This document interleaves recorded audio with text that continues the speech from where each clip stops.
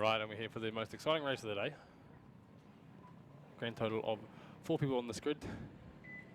Whatever happens from this point on, one thing is sure is that Hamish Simpson is going to win the post-classic junior class, because he's the only one on the grid in their class. But Timothy Gray is coming out for a play in the 400 class. Andrew Ansell and Meg Kemp as well, making up our numbers in this massive Open Ninja and Junior Post-Classic class. We've lost quite a lot of riders. I think we had 14, 15 at the start of the day, and through various crashes, injuries, bike problems, we're now down to a massive grid of 4. Timothy Gray is keeping Hamish Simpson quite honest at the moment. But it looks like it's Hamish Simpson's race to lose at the moment. Timothy Gray leading his class, obviously. There's 2 classes here. You can see Hamish Simpson out leading by himself on his own class, and then the 3 behind him in the Open Ninja class. Open Ninja is the ninja class that has the same spec as they will in the New Zealand Nationals, which is slightly different to the Calcox Ninja class. Just a few more modifications you can do to the 400s to get a bit more power out of them, but compromise. A bit more suspension, but compromise power at the same time. So I know Tim Gray's been in the 300 class and in the Ninja class all day. It's been having to swap air restrictors in and out all day to get his class legal for both of them. Apparently it doesn't take too long, but that would be really annoying for me. But no, he seems to be fine with it. But he is keeping Hamish Simpson honest here. As we start this third lap. They're both in the 40.3s. I think we've seen Billy into the 39s and Hamish into the 39s as well. So about half a second away from what we know that at least Hamish can do. I think this is a 40.3 for both those guys. It's getting pretty close to some pretty good lap times there for Timothy Gray, who might not have been in the 39s today. So it'd be really good to see if we can have Hamish Simpson tow him round to his first 39.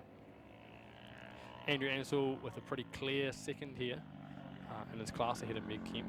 We saw Meg make a couple of mistakes on that first lap, probably quite wide into turn 2, and she's lost the tow from there, and it's very hard to get back in a physical rhythm, slipstream behind and a reference in front of us, but also having the mental rhythm to get back in when you're this far behind is quite tough. So we'll see if her pace can match that of Andrew and see if she would have been able to be in contention if she hadn't made those couple of mistakes on the first lap. At the moment she is probably second off her pace that we've seen in other races, so at the moment round by herself, pretty tough to string any sort of laps or lap time together at the moment. But Tim Gray is really holding on to Hamish Simpson at the moment. We've seen races between Hamish Simpson and Billy Fuller in the past couple of races, but Timothy Gray has really taken this fight to Hamish Simpson more than we thought was going to happen. Hamish Simpson crossed the line with a 40.3, Timothy Gray a 40.3, but last lap Timothy Gray into the 40.1s. He is a tenth and a half away from the 39s, which is a pretty spicy number if you're a 300 rider. 39s is who is really hustling around here, that's for sure. So it'll be really good to see if he can make that happen. Hamish Simpson continues to lead though. We've seen from his battles with Billy Fuller that he is absolute madman on the brakes as Timothy Gray gets a great run out of turn 3, turn 4. Looking for the inside line, but pretty hard pressed to outbrake Hamish Simpson into there. As they come on the straight, Timothy Gray pulls out of the slipstream and just not able to power along. He's looking for the inside line though, and Timothy Gray takes the lead up the inside at 40.3 for Timothy Gray. That last lap has led him to be able to take the lead now. Hamish Simpson right on. We see a bit of a mistake there from Timothy Gray as he goes a little bit wide. He's a little bit defensive into turn 3, but Hamish Simpson is not able to capitalise with Tim Gray's bike in the way. Here we might be able to see the power of the post-classic. Yep, running very nice at the moment. We're going to see if on the brakes, here he comes up the inside. Absolutely sends it. He's gone a bit wide though. Comes Tim Gray on the inside, can't capitalise on the mistake there from Hamish Simpson. Hamish Simpson crosses the line. They both lost about half a second trying to just block in the 2 passes that were made that lap. So they've lost half a second on their quick times, but Hamish Simpson continues to lead now from Timothy Gray as they head into turn 3. When they cross the line next, there'll be 2 laps to go. So with 11 corners, there is 11 opportunities for Timothy Gray to make this a race of it, but looks like on the brakes into the last corner is not going to be the moment at the moment with Hamish Simpson just leading. Timothy Gray cuts the inside line. They're almost side by side coming across the line. There's 0.1, there's a tenth of a second between them as we go to the 2 laps to go. Timothy Gray can't make it work on the brakes into turn 1. Out of it, it's a good exit. Both of them 2 completely different lines, both because of Machine and Timothy Gray trying to find a different piece of real estate to put his Ninja 400 on to try and make a pass here.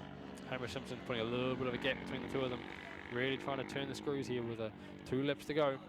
We've got 1 lap in a corner to go here, and Hamish Simpson has led majority of this race. Oh, he makes a mistake, he runs wide.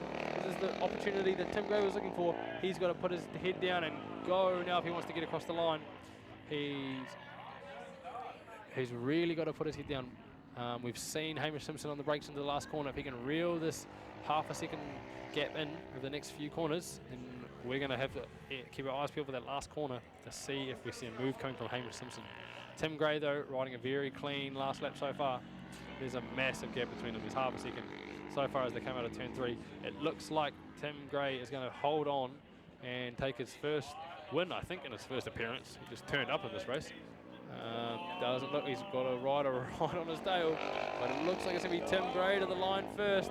Hamish Simpson, after his mistake on the penultimate lap into the last corner, has to settle for second. Does the fastest lap of the race on the last lap of 40.0. Tim Gray at 40.0 as well earlier in the race. Very close to that 39, so a great ride. If not just for track time for both those guys. So well done, Andrew Ansel across the line in second into the 41 and a halves that race, and Meg Kemp, who's been at 42 and a halves for the majority of this race, coming across the line in 4th. Well done.